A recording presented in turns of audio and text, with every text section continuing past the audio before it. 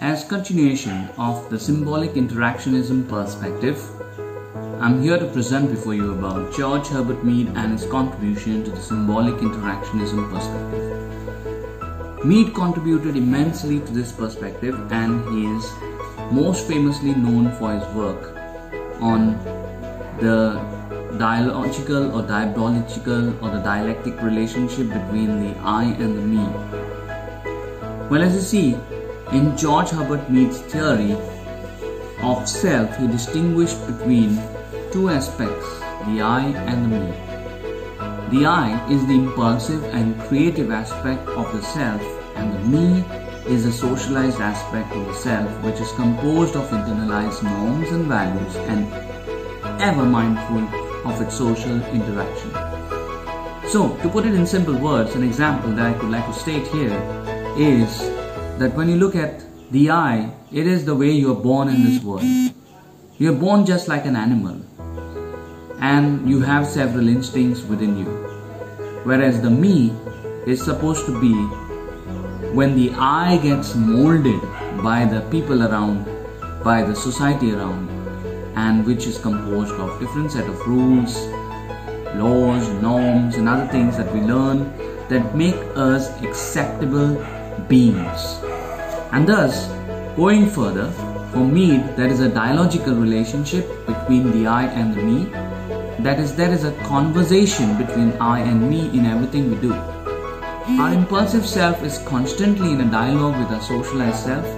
For example, when a father is angry at his daughter's behavior and tells her to go to her room and stay here until dinner, the girl starts to protest, but then checks herself and does not what she is told. The spontaneous willful I wants to protest, but the me is concerned about her reflection in her father's eyes and complies. Thus, this tells us that many a times it is that we want to do some things with our family, with our people around us, with the society around us. We want to behave in a certain way, but then we don't because we are worried about what would people think about us or how would the other react to us. And therefore, that's what is the relationship between the I and the me. Going further, now the socialized me does not always win out. Mead attributed both deviance or antisocial behavior and creativity to times when the I wins out over the me. So there are certain times where you are very instinctive in doing certain things and you want to do it, and somehow you do it, and then you realize that the others realize that this has really contributed immensely to yourself. So when we begin to represent ourselves in our own minds as objects distinct from everything else, our self has been formed. Thus, Mead propounded the theory of the development of self, and this happens through varied stages that we undergo. So the stages of self is made up of several stages. The first stage is the preparatory stage. In this stage, children imitate people around them.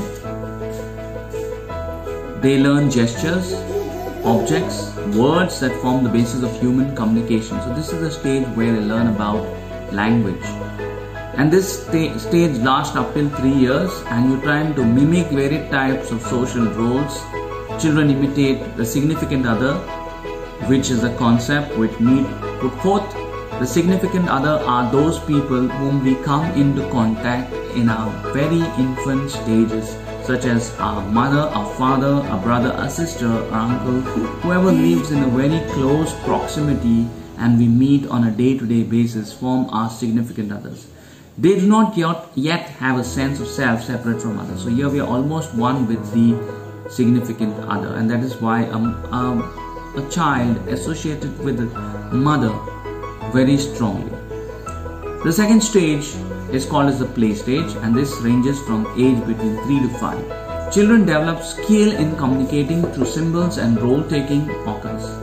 Role-taking is a process of mentally assuming perspective of another and responding from that imagined viewpoint.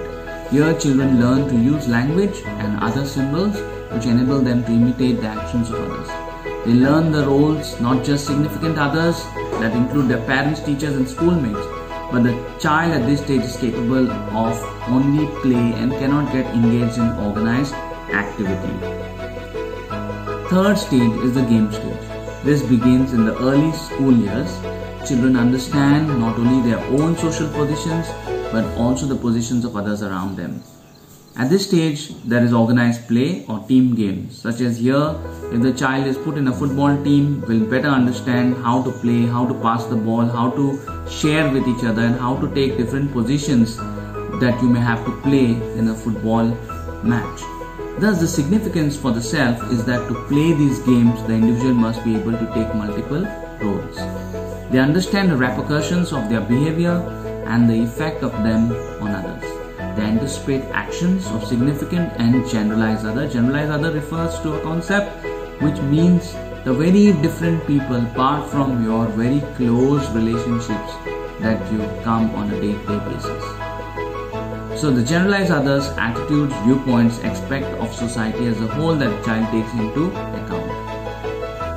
Thus, to conclude, I would like to put and propose two important questions as what is the relationship between I and me, and second, bring out the stages of development in human self according to George Herbert Mead.